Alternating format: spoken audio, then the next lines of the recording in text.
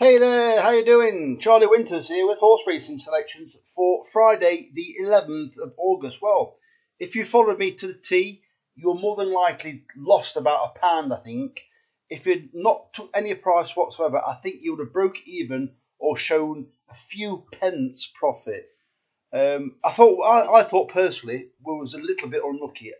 As far as I can remember, or as far as I'm aware, one horse let us down for an each way accumulator in both bets. I know we had a non-runner in one as well, but that obviously didn't really make any difference. But I thought it was unlucky. Let me know in the comments, are we unlucky, or do I just keep picking one bad selection per bet?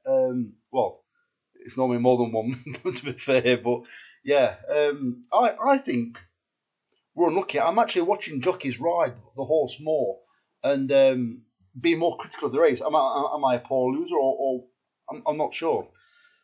So, enough nonsense from me. I'm going to get straight into the bets. Unfortunately, I can't pick 4 solid horses that I believe have got a cracking chance of winning the race. So I've gone for each way selections. So I've gone for each way doubles and each way trebles. The bet comes to a total of £10. So I'm not trying to spend any more than I need to. It's a £10, 3 different races. And I'm trying to keep my powder relatively dry, ready for the weekend. I am literally doing a rain dance, hoping that there's going to be rain at Redcar. It is forecast for 3 o'clock on Saturday. Well, that's probably going to be too late, so I'm desperate for it to rain before that. So I'm expecting the ground to dry quite a bit, but I'm hoping that it rains in the... There's the odd shower in the morning, but it won't be enough to make a difference, I don't think, at Redcar. I am looking at Ascot as well, and as you'll be well aware from, if it rains on the day at Ascot, I think they normally jump towards high numbers. If there's rain and it gradually starts drying out, they seem to edge from high numbers gradually towards the middle or even low. So I shall talk more when it comes to Saturday, but these are the bets for Friday the 11th of August. So the 35p each way doubles and 10p each way trebles. The football bet is the one below, but I shall put that in a link. If you're watching this video, you will see probably an eye in the top right hand corner. Click on it and it will probably scroll your screen down and show you the football bet for Saturday below this video. So anyway, 35p each way doubles and 10p each way trebles. So the first race is the 2:10 at Thirsk, and they're paying 4 places instead of 3. The first selection is Maid of Lear at 20-1, and the second selection is Mockerman at 25-1. It's been a while since I actually picked these. So as far as I'm aware, Maid of Lear is trained by Sam England. The horse had OK form over 6 furlong on decentish ground, and I mean by good or quicker. It's been messed around with since, and I believe it's first time blinkers again. Well, I say again, I'm sure they were applied quite a while back by a different trainer, and it did eke out quite a lot of improvement. And same when they applied, it was either a visor or cheek pieces a while back. They also seemed to spurt the horse on a bit, if that makes sense. So the last time I believe blinkers were applied, this horse actually showed quite a lot of pace and was clear.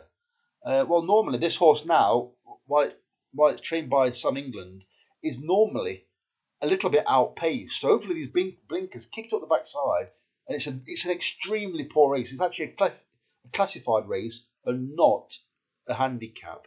And the second selection is Mockerman at 25-1. I think it could improve massively because I do believe they absolutely hate soft ground. Well, it ran on heavy and it was prominent and just completely backtracked from there. If you look at all its form, it's all on quicker ground. So I'm thinking a relatively quick reappearance, and it's potentially, although I'm not saying it's actually improving anyway, it's potentially better than these on a go-in day. So I think 20s and 25s, I can't ignore those prices.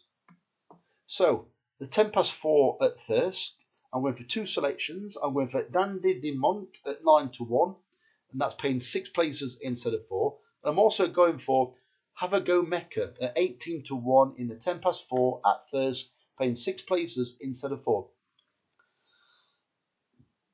Dandy Dumont is Nigel Tinkler's, I would say Nigel Fowler then, sorry. Nigel Tinkler's horse. His stable are in okay form. It's ran at Thirst before in the past, okay. Have a Go Mecca. I believe Michael Dodds might have 3 in the race, but I think this is one of the more interesting ones. It will appreciate its quicker ground, and I just think it's got a chance. That's basically it, really. And then the final race is the 10 past 4, the 440 at Thirsk, and they're paying 5 places instead of 3. It's a bit of a stingy price. If it drifts massively, it probably won't have quite so good a chance, if I'm being honest, because it's Michael Appleby trained, which is quite interesting.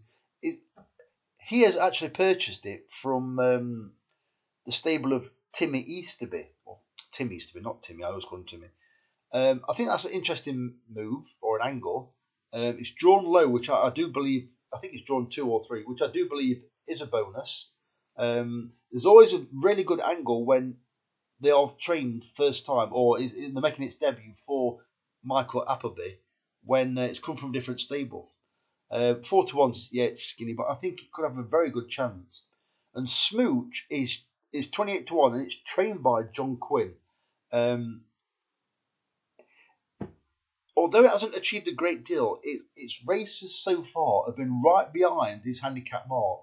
He only needs to either take to Thirsk or this quicker ground to have every chance. I believe it ran at Newcastle last time, so let's say that it hates the all weather. Well, it ran okay on it, but potentially if it hates the all weather, then we've got a chance that it improves massively for the turf. I know it's clutching at straws, but it's only ran, I think, 3 or 4. I think it's only ran 4 times, so it's open to improvement. And I do think that, like a lot of these horses in the bets, the prices are way too big, in my opinion. So those are all the selections for Friday. If you want to click on the football bet, it's on the top right of this video. Well, it's not on the top right. If you click on the top right, it'll scroll down to the video, which is underneath. So the very best of luck. Charlie Winters, over and out. Cheers, mate.